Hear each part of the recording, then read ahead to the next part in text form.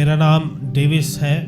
Davis, मैं पंजाब से हूँ, जलंधर से, और मैं वहाँ पर सेवकाई कर रहा हूँ। पिछले कुछ 2018 से जलंधर में कर रहा हूँ, लेकिन प्रभु में मुझे सेवकाई करते हुए करीब 13-14 साल हो गए हैं। 2007-8 से, तब से मैं सेवा में हूँ। और बहुत सारी बातें मैं कहना चाहता हूँ, लेकिन मैं सब बातें नहीं बता पाऊँगा। लेकिन यहाँ पर हम सब, आप लोग मेरे बारे में जानने के लिए इकट्ठा नहीं हुए हैं, हम लोग प्रभु के बारे में जानने के लिए इकट्ठा हुए हैं कि हम प्रभु के बारे में सुने। हालेलुया। लेकिन थोड़ा मैं आपको अपने बारे में बता रहा हूँ कि मैं कहाँ से हूँ। मैं जलंधर से हूँ, जलंधर में सेवा कर रहा हूँ। यूट्यूब पर एक चैनल है लिटिल फ्लॉक नाम से। लिटिल फ्लॉक का अर्थ होता है छोटा झुंड। हालेलुया। आप प्रेरितों के काम पढ़ेंगे तो बाइबल में जब पहली सदी की कलीसिया थी तो वो बड़ी बड़ी भीड़ें इकट्ठा नहीं करते थे, वो छोटे छोटे झुंड में सेवा करते थे। घर घर इकट्ठा होते थे, घर घर रोटी तोड़ते थे, घर घर प्रार्थना करते थे, उनके घर घर में आराधनालय चलते थे, घर घर संगति करते थे। उनके पास चर्च का इमारत भी नहीं होता था। जानते हैं आप, प्रेरितों के पाँव में लोगों ने आकर बहुत पैसा रख दिया कि ये लोग प्रभु के दास लोगों, ये पैसा आप सेवा में इस्तेमाल करो। लेकिन उनमें से एक भी प्रेरित ने कोई बड़ा इमारत नहीं बनाया।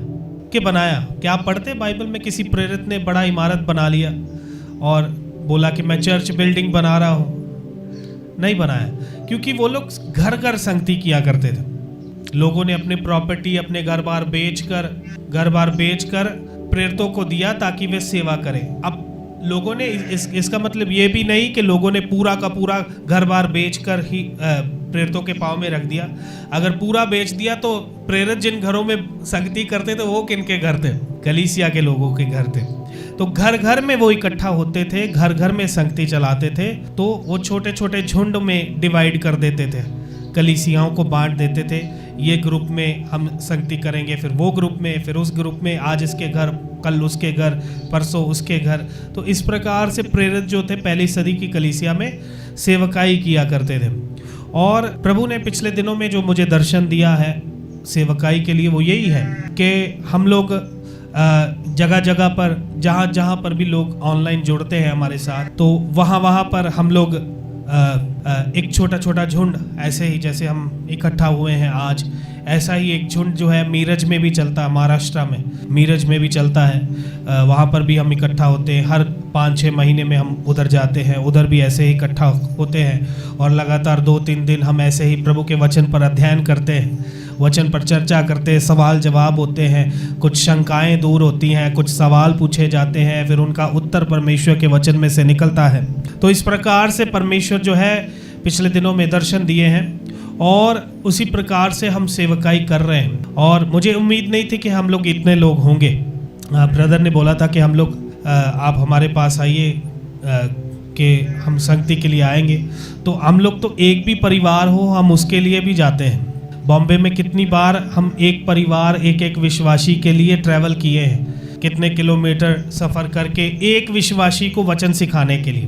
तो हमें फ़र्क नहीं पड़ता है कि सामने बहुत बड़ी भीड़ बैठी हो, तभी हमारा बड़ा पोस्टर लगा हो, हाँ जी, और तभी हम प्रचार करेंगे। इधर एक भी जन होगा तो उसको भी वचन सिखाने के लिए हम इतनी दूर से चलकर आते हैं। ऐसा करते हैं। प्रभु हमें बल अता करे कि हम ऐसा ही करते रहें। मेरी हिंदी समझ में आ रही है? आसान है। हालेलुया। तो इस प्रकार से हम सेवा कर रहे हैं। और जैसे कि ब्रदर ने अभी मुझे बताया कि यहाँ पर कोई चरवाहा नहीं है। तो अगर प्रभु की इच्छा हुई तो जिस प्रकार हम इस बार वचन सीखेंगे, तो प्रभु की इच्छा हुई तो आगे भी इसको कंटिन्यू रखेंगे, आगे भी इसको जारी रखेंगे अगर प्रभु की मर्जी हुई। अगर आपका मन प्रभु के वचन के सामने झुका तो हालेलुया। तो ऐसे ही हम संगति इसको लगातार जारी रखेंगे। Hallelujah, praise the Lord. प्रभु की स्तुति हो। Hallelujah, hallelujah. तो बेसिक साधारण और बुनियादी बातों से हम शुरुआत करते हैं। मेरे हाथ में क्या है? बाइबल। क्या कहते हैं इसे? बाइबल कहते हैं। और इसका बाइबल नाम क्यों पड़ा है? बाइबल शब्द का अर्थ क्या है?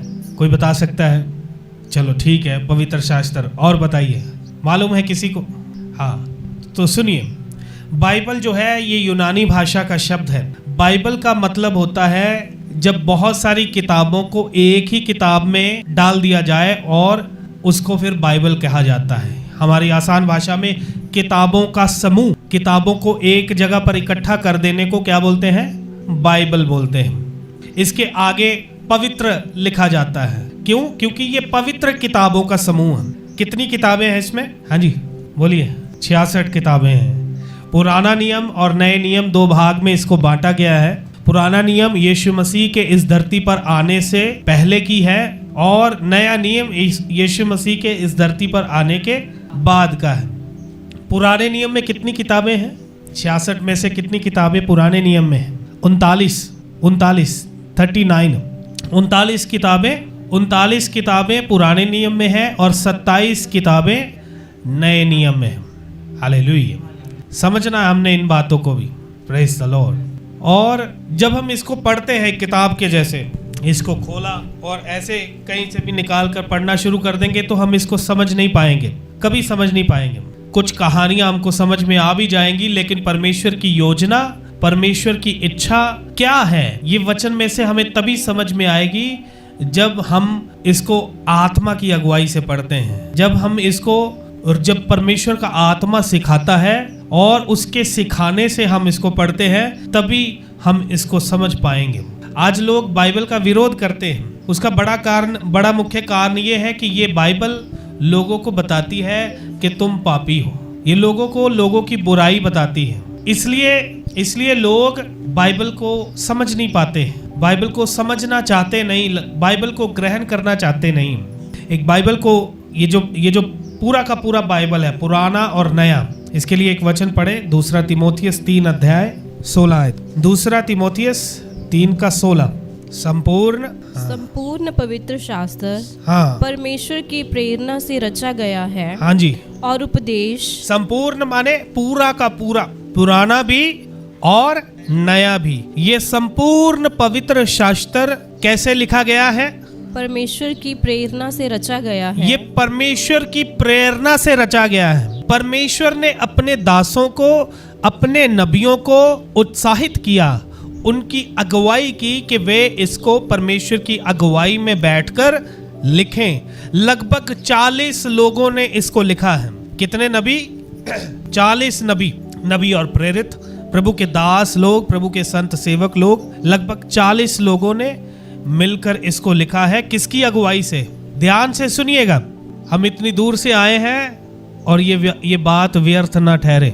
बड़ा तकलीफ झेल कर आए हैं, लंबा सफर तय करके आए। अभी गाड़ी में सो रहे थे, पीठ अभी भी दर्द कर रहा है। लंबा सफर तय करके आए हैं आपके लिए, तो ध्यान से सुनिएगा।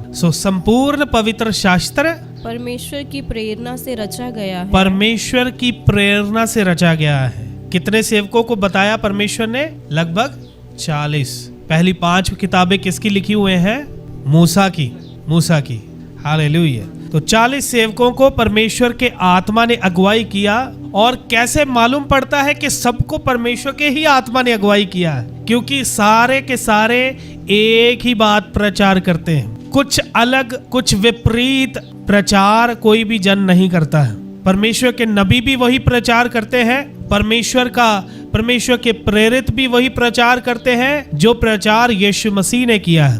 हालेलुया। संपूर्ण पवित्र शास्त्र परमेश्वर की प्रेरणा से रचा गया है और उपदेश देने के लिए और समझाने के लिए और सुधारने के लिए और धर्म की शिक्षा के लिए लाभदायक। हाँ, और धार्मिकता की शिक्षा के लिए लाभदायक है। ये कलाम, ये वचन, ये संपूर्ण पवित्र शास्त्र क्या है? किस चीज के लिए लाभदायक है? उपदेश देने के लिए। उपदेश माने शिक्षा देने के लिए।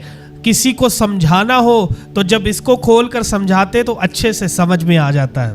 हाँ जी, आता है ना? बोलिए, आता है कि नहीं आता है ना? अब आपको मैंने बोलना है कि ये काम नहीं करना है, अपनी तरफ से बोले जाऊंगा तो आप बोलेंगे कि क्या फर्क पड़ता है। लेकिन जब परमेश्वर के वचन से समझाया जाए तो फिर क्या होता है? फिर समझ में आ जाता है, अच्छा परमेश्वर ये नहीं चाहता कि मैं ऐसा करूं। अच्छे से समझ में आ जाता है। तो ये उपदेश देने के लिए, समझाने के लिए, सुधारने के लिए और धर्म की शिक्षा के लिए या धार्मिकता की शिक्षा के लिए या धर्म की शिक्षा के लिए लाभदायक है। ये संपूर्ण पवित्र शास्त्र हमारे लिए क्या फायदेमंद है?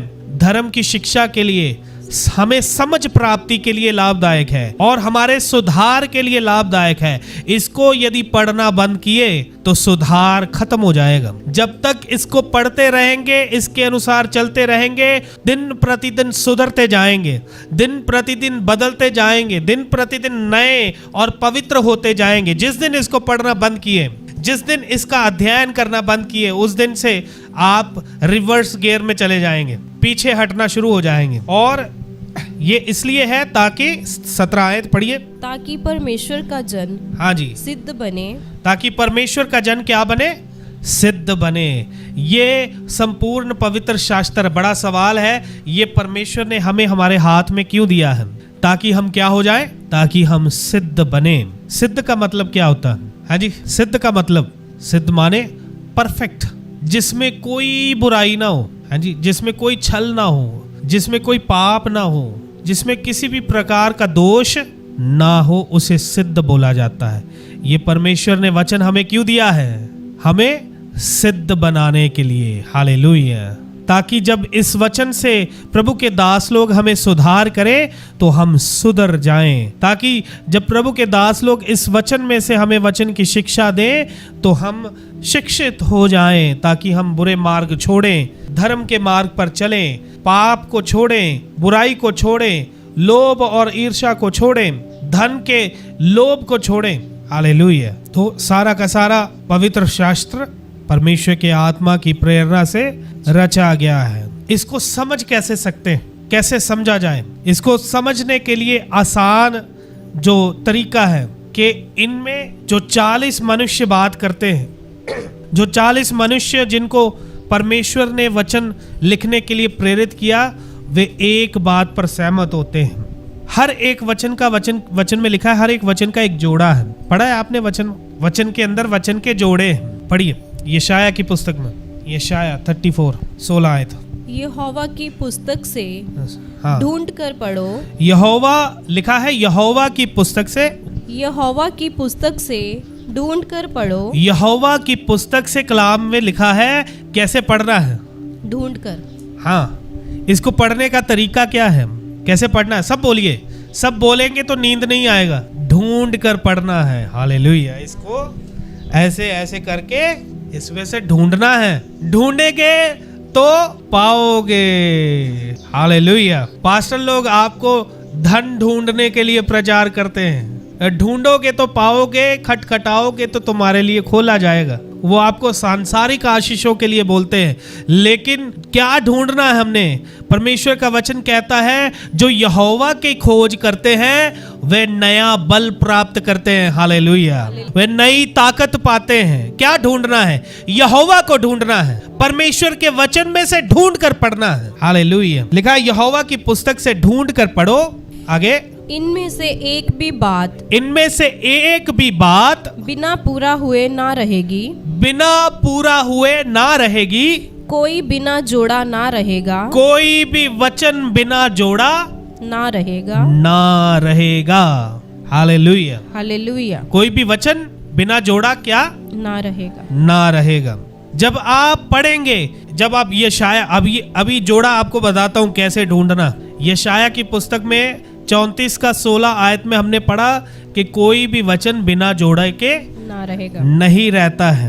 उसी प्रकार से 1 कुरिन्थियों 2:13 पढ़िए। जो बात यशाया कहता है वही बात पौलुस भी कहता है। 1 कुरिन्थियों 2:13 लिखा है, जिनको हम मनुष्य के ज्ञान की सिखाई हुई बातों में नहीं, परंतु आत्मा की सिखाई हुई बातों में आत्मिक बातों से मिला कर सुनाते हैं। हालेलुया। देखिए, जैसे यशाया कहता है कि कोई भी वचन बिना जोड़ा नहीं है, वैसे ही पौलुस भी कहता है, जैसे हमने यशाया 34:16 में पढ़ा कि परमेश्वर की पुस्तक में से ढूंढ कर पढ़ो, कोई भी वचन बिना जोड़ा नहीं है। वैसे ही पौलुस भी क्या कहता है? पौलुस भी कहता है 1 कुरिन्थियों 2:13 में कि हम आत्मिक बातों को आत्मिक बातों से मिला कर सुनाते हैं। जैसे अभी मैंने किया, यशाया 34:16 को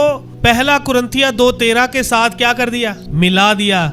कि यशाया भी कहता है कि वचन जोड़े में है, और पौलुस भी कहता आत्मिक बातों को हम आत्मिक बातों से मिला कर प्रचार करते हैं। यह है वचन की शिक्षा पाने का सही तरीका। कोई भी एक आयत बाइबल में उठाकर शिक्षा नहीं बनता, समझ रहे आप? किसी भी एक आयत को लेकर शिक्षा निर्धारित नहीं होती है। कोई अचानक से अब इसको ऐसे पिटारे में से निकाल कर ऐसे खोल कर पढ़ेंगे जादू की पुस्तकें जैसे, हैं जी, और सामने से निकल आएगा कि यहूदा ने गले में रस्सी डालकर फांसी ले ली। अच्छा वचन, ये अच्छा वचन नहीं आया। दोबारा ऐसे छांटी मारकर और फिर से कोई आयत निकालते हैं तो निकलता है जैसा तुमने पढ़ा वैसे करो। तो क्या गले में रस्सी डालकर हम लटक जाएं? ये कोई जादू की किताब नहीं है कि इसको हम ऐसे अचानक से ऐसे खोलें और जो आयत निकल आए वही हम उस पर ध्यान करें। ये ऐसा नहीं है। कैसे पढ़ना है? यशाया 34:16 में क्या पढ़ा हमने? इसमें से ढूंढ कर पढ़ना है। हालेलुया। यहोवा की पुस्तक से ढूंढ कर पढ़ना, इसका अच्छे से अध्ययन करना है, अच्छे से इसके ऊपर मनन करना है। आपको पता हो कि कलाम में लिखा क्या है, आपको पता हो कि परमेश्वर ने अपने दासों को चुनकर उनसे लिखवाया क्या है, परमेश्वर ने उनको प्रेरणा किस बात के ऊपर जोर दिया है, कौन सी बातों के ऊपर जोर दिया है। ये एक उदाहरण हो गया, जोड़ा। हालेलुया। इसके साथ प्रभु के वचन में पढ़िएगा, व्यवस्था 17:6 नोट कर रहे हैं साथ में। बाइबल सबके पास है? कौन कौन पढ़ सकता है बाइबल? बाइबल है आपके पास? यहाँ पर मौजूद है बाइबल। हाँ, अपना बाइबल ऊपर कीजिए। पीछे भाई साहब आपके पास नहीं है? ओके। और किस किस के पास है? बाइबल ऊपर कीजिए। Very good. और बाइबल अपने साथ लेकर चला करें जब आप संगति के लिए इकट्ठा हों। हालेलुया। नहीं तो आपको मालूम कैसे पड़ेगा कि सिखाने वाला जो वाकई प्रभु के वचन में से ही सिखा रहा है। एक कलीसिया है बाइबल में। ये कौन सा गांव है? निवनारा। जैसे आप निवनारा गांव की कलीसिया है, ऐसे ही बाइबल में एक स्थान है बीरिया। आप निवनारा, वो बीरिया। वो बीरिया की कलीसिया इतनी स्मार्ट है, स्मार्ट समझते हैं, तेज है, बुद्धि है। उस कलीसिया में क्या है? बुद्धि है। वो पढ़िए वचन, प्रेरितों के काम नहीं, ये बाद में। पहले आपको कलीसिया की खासियत बता दूं। बीरिया की कलीसिया यशाया 34:16 के अनुसार व्यवस्था यहोवा की पुस्तक से ढूंढ कर पढ़ती है। जानते हैं? पढ़िए 17 अध्याय प्रेरितों के काम 11 आयत से 10-11 पढ़िए। हालेलुया। लिखा, भाइयों ने तुरंत रात पौलुस और सिलास को बीरिया भेज दिया। भाइयों ने पौलुस और सिलास को बीरिया में सेवा के लिए भेज दिया और वे वहां पहुंचकर यहूदियों के आराधनालय में गए। ये लोग तो थस्सलुनीकियों के यहूदियों से भले थे और उन्होंने बड़ी लालसा से वचन ग्रहण किया, बड़ी भूख के साथ, बड़े लालसा के साथ। उनको लालसा पैसे धन दौलत की नहीं है, उनको वचन की लालसा है। हालेलुया। बड़ी लालसा के साथ उन्होंने वचन को ग्रहण किया और लिखा है, और प्रतिदिन पवित्र शास्त्रों में ढूंढते रहे कि ये बातें यूं ही हैं कि नहीं। यदि आप अपना बाइबल साथ में लेकर नहीं चलेंगे तो आपको मालूम कैसे पड़ेगा कि आपको सिखाने वाला इसके अंदर में से बात कर रहा है? नहीं तो जानते हैं आज के समय में क्या चल रहा है। अभी हम एक वीडियो स्टेटस पे डाले हैं, कोई बहन है वो किसी को मोबाइल पर फोन कर लिए और फोन करके वो बोलते हैं कि मैं प्रभु का आत्मा मुझे अगुवाई कर रहा है, मेरी जिससे बात हो रही है उसका नाम टी से शुरू होता है, टी से। पहले बोलते तानिया, वो तानिया नाम का कोई है नहीं, फिर बोलते टीना, तो वो बोलती टीना मेरी मम्मी है। तो फिर वो बोलते कि मैं देख रही हूँ कि जो टीना आपकी मम्मी है वो आपके सामने गिर गई है और उनको कोई अटैक आया है दुष्ट आत्मा का, और दुष्ट आत्मा उनके प्राण को लेने के लिए आया है, वो बचेगी नहीं। लेकिन प्रभु का आत्मा कहता है यदि हम प्रार्थना करेंगे तो वो बहन बच जाएगी और वो परमेश्वर की भलाई का प्रचार करेगी, वो अच्छी गवाही देगी। और वो प्रार्थना करने लग जाती और बाद में पूछती आपकी मम्मी की हेल्थ कैसी है? वो कहते उनकी डेथ तो 2009 में ही हो गई थी। समझ रहे आप? उनकी डेथ तो 2009 में ही हो गई थी। फिर बोलते अच्छा मैं भूतकाल देख रही थी, पास्ट देख रही थी। कैसे परखेंगे आप ऐसे लोगों को जो आपके सामने आकर तुक्केबाजी करते हैं? हाँ जी, पंजाब में एक ऐसा ट्रेंड चल रहा है अभी। यहाँ पर एक बहन बैठी है जिसने हरे रंग का सूट पहना है, जिसने सफेद रंग की साड़ी पहनी, कोई ना कोई तो भीड़ में वैसी होती ही है। और फिर लोग बड़े हैरान हो जाते, वाह आज परमेश्वर के आत्मा ने बात किया है। कैसे परखेंगे? यदि आप इसे नहीं जानते हैं तो आप परख नहीं पाएंगे। यदि आप परमेश्वर के वचन को नहीं जानते हैं तो आप इन बातों की पहचान नहीं कर पाएंगे। यहाँ पर पौलुस प्रभु का दास, प्रभु का सच्चा भक्त इनके बीच में सेवा कर रहा है, और बीरिया की कलीसिया पौलुस को भी क्या कर रही है? परख रही है। कैसे परख रही है? पवित्र शास्त्र में से ढूंढ ढूंढ कर खोज रहे हैं कि जो बातें पौलुस ने प्रचार की हैं, ऐसा लिखा भी है कि ये अपनी ओर से ही बात कर रहा है। इसलिए बाइबल का महत्वता जान लिए। इसीलिए बेसिक बातों से शुरू किया। बाइबल क्या है? परमेश्वर के आत्मा की प्रेरणा से रचा गया है। 66 किताबें हैं, किताबों का समूह है। हालेलुया। लगभग 40 प्रभु के दासों की परमेश्वर ने अगुवाई किया। समझ में आ रहा है? ये प्रभु का वचन, जानते कितने लोगों ने लहू बहाया है इस किताब को हम तक पहुंचने के लिए। पुराने समयों में जब यीशु मसीह मुर्दों में से जिंदा होकर आसमान में चले गए, और उसके बाद रोमी लोगों ने कलीसियाओं के ऊपर जो है कलीसियाओं को कैप्चर कर लिया। रोमी लोगों ने क्या किया कि उन्होंने एक अपना डिनोमिनेशन बना दिया, और अपनी धारणाएं, अपनी शिक्षाएं उन्होंने बाइबल के सिद्धांतों के अंदर, प्रेरितों की शिक्षाओं के अंदर उन्होंने उनको मिक्स करना चाहा।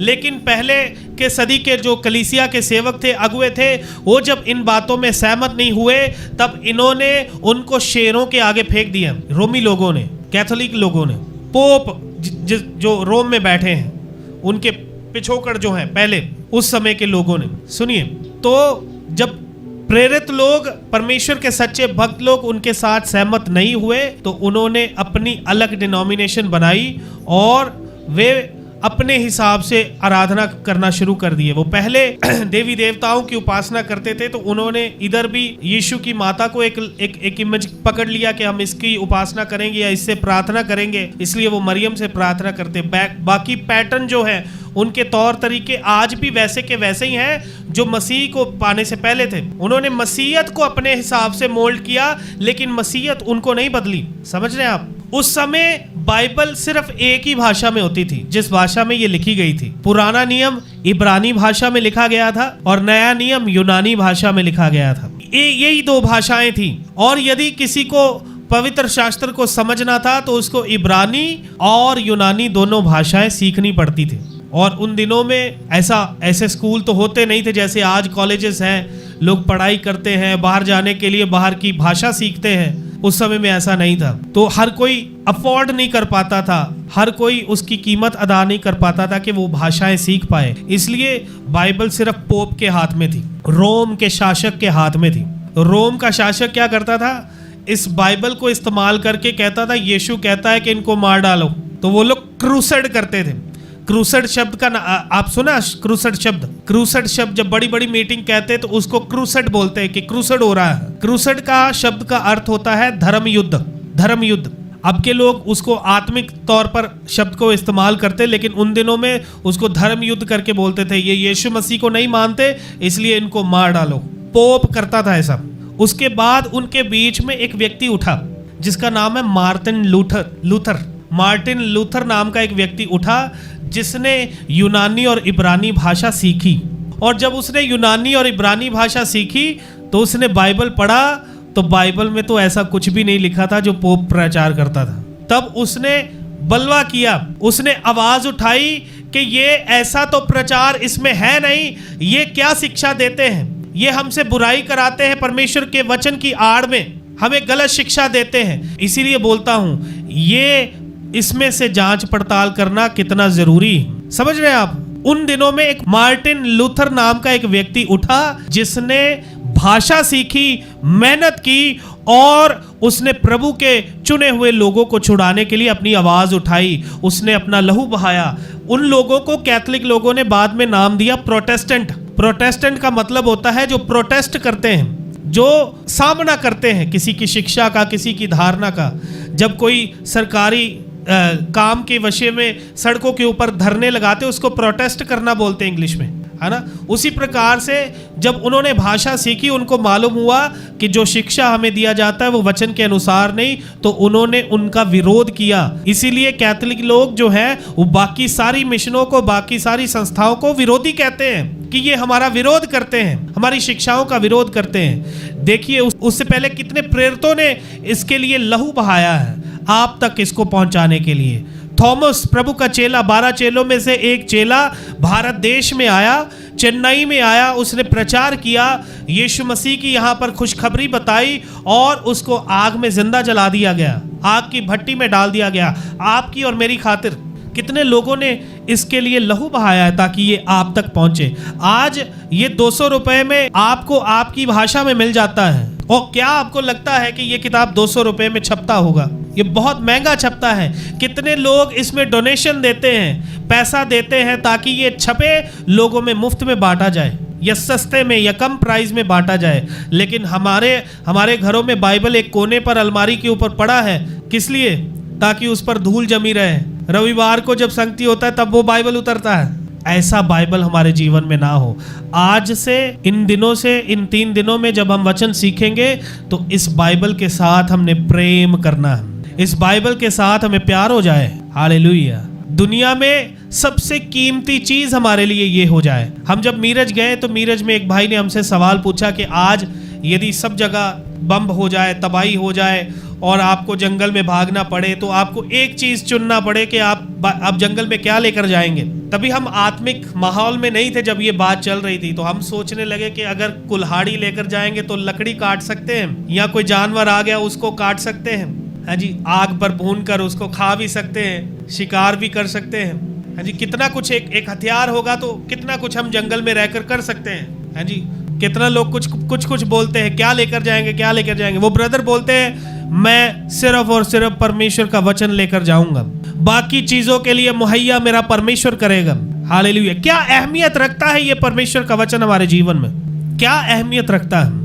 दाऊद अपने भजन संहिता में लिखता है 119 में, कहता है जैसे कोई व्यक्ति बड़ी लूट प्राप्त करके, अभी दिवाली चल रहा है, सब नौकरी करते होंगे, नौकरी में दिवाली में आपको बोनस मिलेगा, वो बोनस मिलकर कैसा खुशी मिलता है, सैलरी से हटकर कुछ मिला है, एक्स्ट्रा मिला है, एक्स्ट्रा का खुशी कैसा होता है। दाऊद कहता है बड़ी लूट प्राप्त करके जैसे कोई व्यक्ति खुश होता है, मैं यहोवा के वचन से खुश होता हूँ। हालेलुया।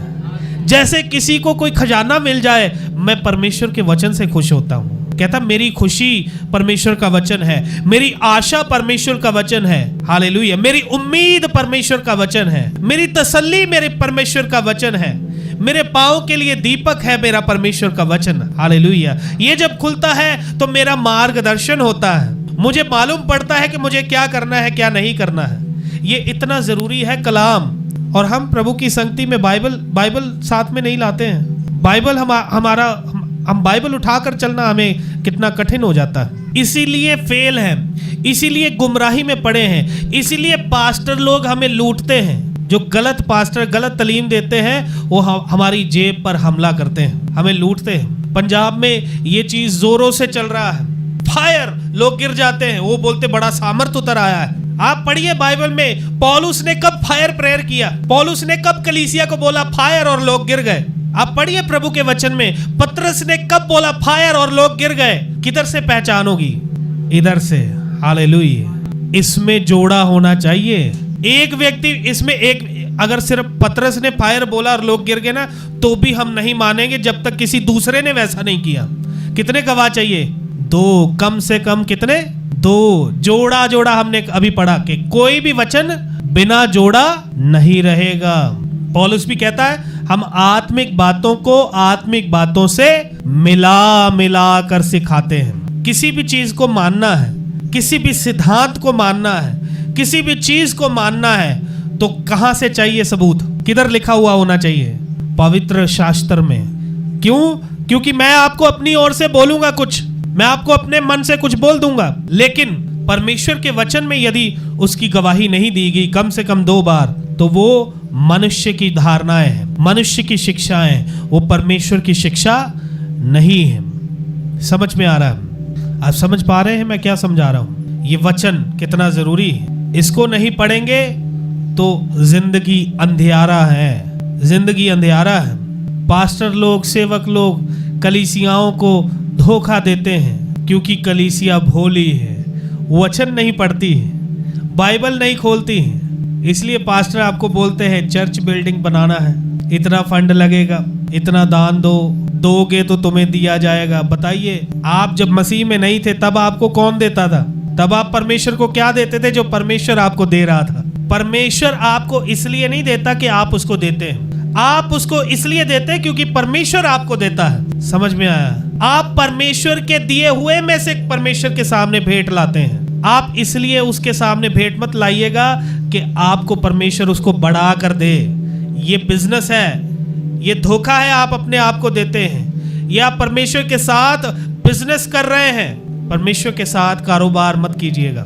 हालेलुया। जानते प्रभु का वचन क्या कहता है? प्रेरितों के काम 17 अध्याय 24 आयत से पढ़िएगा। जिस परमेश्वर ने पृथ्वी और उसकी सब वस्तुओं को बनाया, जिस परमेश्वर ने पृथ्वी और उसकी सब वस्तुओं को बनाया, वह स्वर्ग और पृथ्वी का स्वामी होकर, धरती आकाश को बनाने वाला, धरती आकाश का स्वामी होकर, हाथ के बनाए हुए मंदिरों में नहीं रहता। वो किधर नहीं रहता है?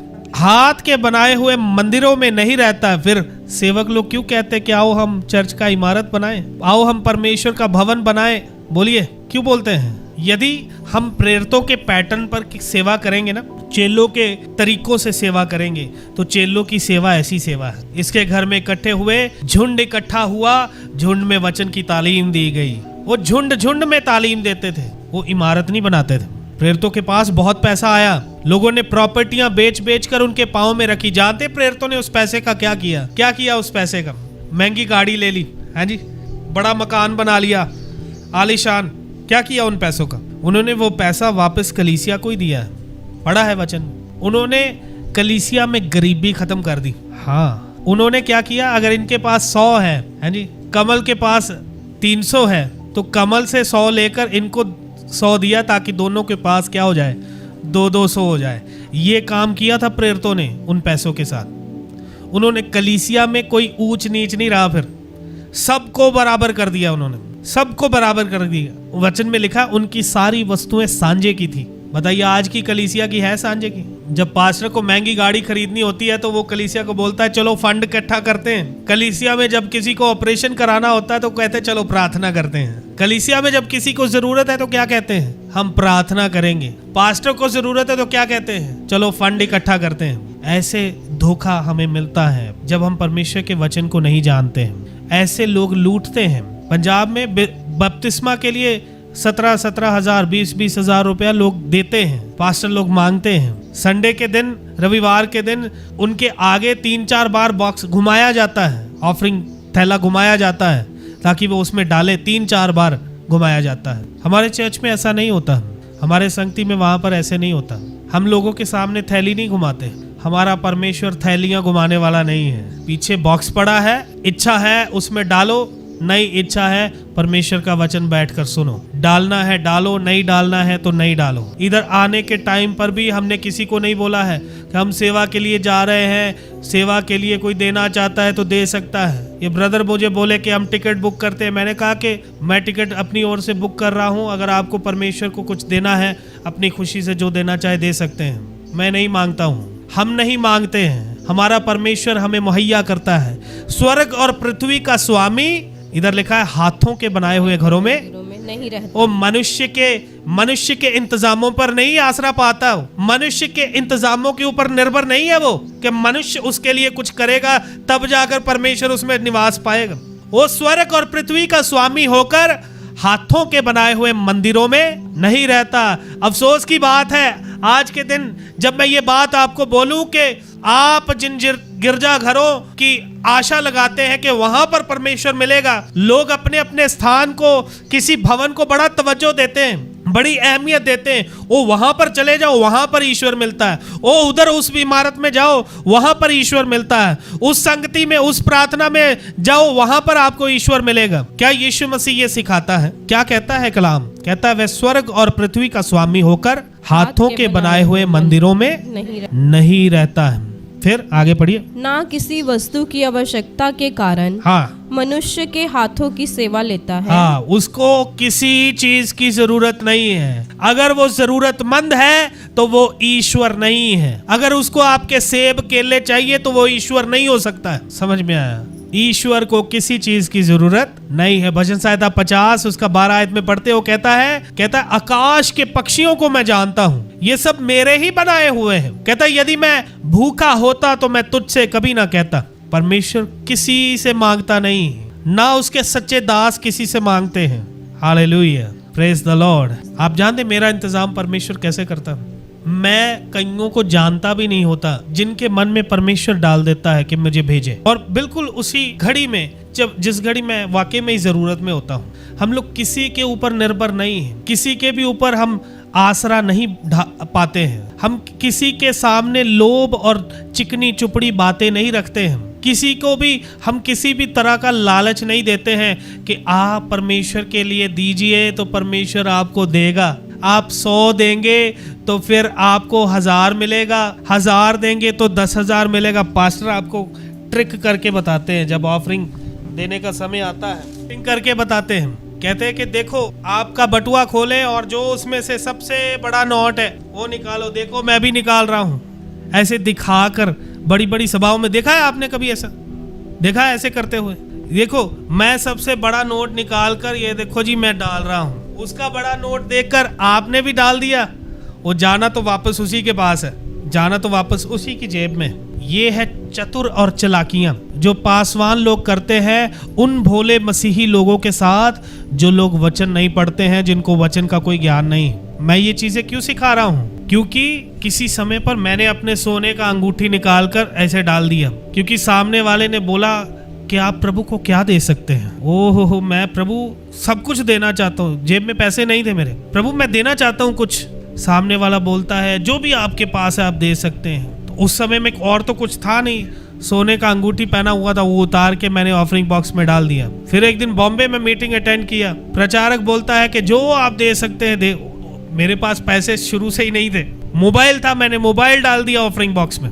फिर उसके बाद पास्टर बोलता है कि अगर आपके पास कुछ नहीं है, आप जिस वाहन पर आए हैं वो वाहन की चाबी आप डाल दीजिए, हम खुद ही ढूंढ लेंगे बाहर जाकर पार्किंग में कौन सा वाहन है आपका। समझ रहे हैं? तब मुझे मालूम हुआ कि ये लोगों के दिमाग के साथ खेलते हैं, उन भोले लोगों के साथ जो परमेश्वर के वचन को नहीं पढ़ते हैं, परमेश्वर के वचन को नहीं जानते हैं। ये उनके साथ खेलते हैं, उनको बड़ी चतुराई से उनकी जेबों से निकाल लेते हैं। बट जो असल में ऑफरिंग दी जाती वो हृदय से दी जाती, वो मनुष्य अपने हृदय से देता है। समझ रहे? तो इस प्रकार से लोग लूटते हैं और वचन को ना पढ़ने वाले जो है वो लूटते हैं। इधर क्या लिखा है? वो किसी के हाथों के बनाए हुए घरों में नहीं रहता और ना मनुष्य के हाथों की सेवा किसी आवश्यकता के कारण लेता है। फिर क्योंकि वह स्वयं ही सबको जीवन, हाँ, और वह स्वयं ही सबको, वो उन सब में केवल मसीह लोग नहीं है, वो स्वयं ही सबको जीवन और श्वास जो हम सांस लेते हैं, जीवन देता है, श्वास देता है और सब कुछ देता है, और सब कुछ देता है। बताइए, फिर ये चीज तो गलत हो गई ना कि दो तो तुम्हें दिया जाएगा। वो असल में किसके लिए लिखा है? वो परमेश्वर को देने की बात नहीं है। आपके दरवाजे पे कोई मदद लेने के लिए आ गया, कोई गरीब आ गया, आपसे रोटी मांग रहा है, आपसे मदद की गुहार लगा रहा है, हाँ जी मैं मुसीबत में हूँ, मेरी सहायता करें। उसकी सहायता करने के लिए परमेश्वर कहता तुम अगर सहायता करने में संकोच नहीं करोगे तो मैं भी तुम्हें देने में संकोच नहीं करूंगा। हालेलुया। वो गरीबों की मदद के लिए बोला है, लेकिन यहोवा के साथ सौदेबाजियां नहीं। यहोवा परमेश्वर के साथ सौदेबाजी नहीं। यहोवा को हम उसके दिए हुए में से भेंट चढ़ाते हैं। हालेलुया। लेकिन पास्टर लोग वचन को क्या करते हैं? ट्विस्ट करते हैं और आपको कहते हैं आप परमेश्वर को जब तक नहीं दोगे तब तक वो आपको नहीं देगा। इधर क्या लिखा है? वो आवश्यकता के कारण मनुष्य के हाथ की सेवा नहीं लेता है और ना हाथों के बनाए हुए मंदिरों में रहता है, वरना वह आप ही सबको जीवन, श्वास और सब कुछ देता है। कौन देता है? यहोवा देता है। आप जब यहोवा के आगे भेंट नहीं लाते थे, जब आप परमेश्वर को नहीं जानते थे, तब आपको रोटी देने वाला कौन था? यहोवा को छोड़ और कौन था? चाहे हम उसको जानते थे, चाहे हम उसको नहीं जानते थे, वो तो भी हमारा पालन पोषण करता आया है। हालेलुया। हमारे लिए हमारा फर्क पता क्या है? हम जो अब विश्वास में आ गए, हम उसके बेटे बेटियां बन गए, है ना।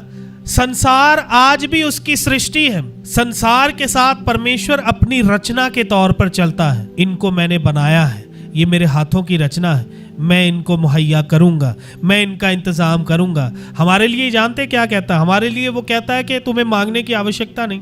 जैसे एक पिता होता है, यहाँ पर कितने पिता हैं? जो पिता हैं, क्या आपके बच्चे आपसे मांगते हैं तो आप उनको देते हैं, या आप उनके लिए अपने आप करते हैं, अपने आप उनको उनकी जरूरत को पूरा करते हैं? ये रिश्ता आपका और परमेश्वर का है। वो आपका पिता है, आपके मांगने से पहले ही वो आपको दे देता है। दुनिया जो है उनके साथ परमेश्वर बेटे और बाप के जैसे नहीं चलता है। उनके लिए सृष्टिकर्ता और सृष्टि के तौर पर चलता है। आपके साथ संबंध जुड़ा है परमेश्वर का, आपके साथ परमेश्वर का रिश्ता जुड़ गया है मसीह के वसीले। यूहन्ना 1:12 में लिखा है, जो यीशु मसीह के द्वारा यीशु मसीह के ऊपर विश्वास करते उनको उसने अपना बेटे बेटियां होने का अधिकार दिया है। हम उसके बेटे बेटियां हैं, लेकिन सृष्टि उसकी सृष्टि है, रचना है। चाहे वे उसे जानते हैं, चाहे उसे नहीं जानते, तो भी वह उनकी जरूरत को पूरा करता है। हालेलुया। अन्य जातियों को भी रोटी देने वाला कौन है? परमेश्वर आप ही है। जंगली जानवरों को रोटी देने वाला कौन है? यहोवा ही। आप जानते हैं शेर प्रार्थना करता है। क्या आपने वचन में पढ़ा है कि शेर प्रार्थना करता है? नहीं पढ़ा। भजन संहिता 104 में पढ़िएगा, उसका 21 आयत। जवान सिंह हाँ, अहेर के लिए गरजते हैं। जवान सिंह अहेर माने भोजन, शिकार। जवान सिंह अहेर के लिए दहाड़ते हैं और ईश्वर से अपना आहार मांगते हैं। हाँ, और डिस्कवरी पर देखते हैं शेर दहाड़ता है और अपने शिकार के ऊपर हमला करता है। वो सब कैसे होता है? वो जब दहाड़ता है, उसकी दहाड़ में ईश्वर से गुहार है कि हे ईश्वर, मुझे आज की रोटी दे। शेर प्रार्थना करता है परमेश्वर से कि मुझे मेरा शिकार दे आज, ताकि मैं खाऊं। बताइए, सारी सृष्टि का पालनहारा आपका और मेरा पिता है। Hallelujah, praise the Lord. ये कैसे समझ प्राप्त होगी? ये कैसे सीखेंगे? ये वचन से सीखेंगे। हालेलुया। ये वचन से जानेंगे। ये वचन आपको ज्ञान देता है। हालेलुया। क्या पढ़ रहे थे हम? संपूर्ण पवित्र शास्त्र परमेश्वर की प्रेरणा से रचा गया है और उपदेश और समझाने और सुधारने और धार्मिकता की शिक्षा के लिए लाभदायक है, ताकि परमेश्वर का जन सिद्ध बने और हर एक भले काम के लिए तत्पर हो जाए। ये बाइबल आपको भले काम के लिए सबसे आगे तत्पर रखने के लिए दिया गया है, ताकि आप भलाई करने के लिए सबसे आगे हों। हालेलुया। ये आपको भला मनुष्य बनाने के लिए दिया गया है। ये बाइबल क्यों दिया गया है? ताकि आप क्या बने? आप भले मनुष्य बने। आप ईश्वर के स्वभाव में चलें। ईश्वर का स्वभाव कैसा है? वे अपने आप को दीन करता है। वे स्वर्ग और पृथ्वी का स्वामी होकर, अभी हमने पढ़ा, वे स्वर्ग और पृथ्वी का स्वामी है, लेकिन देखिए मनुष्यों के बीच में आकर मेहनत किया, इस धरती के सरफेस के ऊपर चला फिरा और रोटी खाई, भूख लगी, थक गया, थकित हो गया, सो गया, रोया, उदास हुआ। मनुष्य के जैसे इस धरती पर आकर चला, धरती आकाश का बनाने वाला। और हम जो मिट्टी है और फिर मिट्टी में मिल जाएंगे। हम पता नहीं कौन सी हवा में उड़ते रहते हैं। मैं ऐसा कर दूंगा, मैं वैसा कर दूंगा, और तू आ तो सही सामने, मैं वैसा कर दूंगा। हम बड़ी बड़ी डींगे मारते हैं, बड़ी बड़ी बातें करते हैं, लेकिन हम मिट्टी हैं। आखिर में मिट्टी में ही मिल जाएंगे। लेकिन वो सर्वशक्तिमान ईश्वर होकर इस धरती पर आकर कैसे नम्रता के साथ चला। कलाम कहता है वह गाली के बदले गाली नहीं देता था। लोग उसको आकर धमकाते थे, लेकिन वो किसी को धमकी नहीं देता था। ये पत्रस लिखता है अपनी पत्री में, यीशु मसीह के साथ रहा है, और यीशु मसीह के साथ रहने वाला यीशु मसीह की जीवनी के बारे में बताते हुए क्या बोलता है? कहता है उसको तो लोग आकर गाली देते थे, हमने उसे देखा वो कभी किसी को गाली नहीं देता था। समझ रहे आप? कहता उसने कोई पाप नहीं किया। साथ चलने वालों को पता होता कि बड़ा सा बड़ा भक्त जो है वो कैसा चलता है। सबसे बड़ा साथी आपका पति, आपकी पत्नी है। आपके पति और आपके पत्नी के जैसे आपको कोई और नहीं जानता है। जो आपके साथ एक ही छत के नीचे एक ही बिस्तर पर सोते हैं, वो आपकी सब हरकतों को जानते हैं जी। आप कहाँ पर फेल हैं, आप कहाँ पर खड़े होते हैं, क्या आपकी कमजोरियां हैं, क्या आपकी ताकतें हैं। समझ में आया? हालेलुया। इसलिए वचन साथ में लेकर चलना बहुत ज़रूरी है। समझिए इन बातों को। वचन पढ़ना कितना ज़रूरी है, वचन में से सीखना कितना ज़रूरी है। Hallelujah, praise the Lord, hallelujah. थोड़ा ब्रेक लेंगे अभी थोड़ा ब्रेक लेंगे, फिर हम फिर से बैठेंगे। हाँ, ओके, ठीक है। अभी प्रार्थना करते, फिर इसी विषय को हम फिर से सीखेंगे, आगे सीखेंगे। हालेलुया। सर्वशक्तिमान परमेश्वर खुदा, कुछ देर आपके वचनों पर ध्यान किया, मनन किया खुदा। आपका अनुग्रह, आपकी दया इस समय इस छोटे झुंड के ऊपर चाहते हैं प्रभु। आपके कलाम में से बहुत सारी बातों को इस झुंड पर खोलें और ये प्रकाश पाए खुदावंद। अंधकार में एक ज्योति चमके और खुदावंद इनके जीवन में उजियाला ही उजियाला हो जाए खुदा। इनका जीवन रोशन हो जाए खुदा। आपकी कृपा, आपकी दया इनके जीवन पर हो खुदा। खुदावंद इन वचनों को, इन 2 दिन की संगति को खुदावंद आपके हाथों में देते हैं प्रभु। आप इस संगति को मुबारक करें, आशीषित करें खुदा। हम सब लोग यहाँ पर हमारा इकट्ठा होना एक दूसरे के लिए आशीष का कारण हो प्रभु। धन्यवाद करते हैं, सारी महिमा आपके नाम को देते हैं प्रभु। यीशु मसीह के नाम से मांगते हैं, आमीन, आमीन।